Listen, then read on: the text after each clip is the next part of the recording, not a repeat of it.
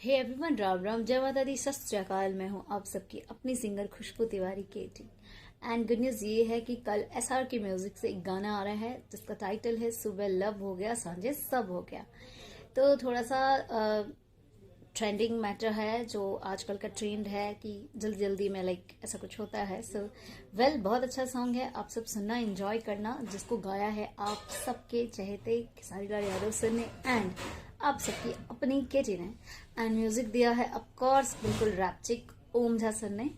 बहुत ही सही है, बहुत ही माइंड ब्लोइंग है।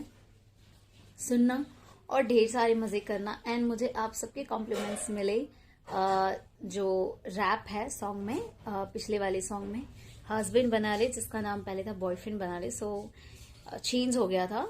इसका मुझे अभी नहीं पता क्यों हुआ, I don't know, but rap का जो आपने सारे लोगों ने कॉम्प्लीमेंट्स दिए मुझे कि बहुत अच्छा था।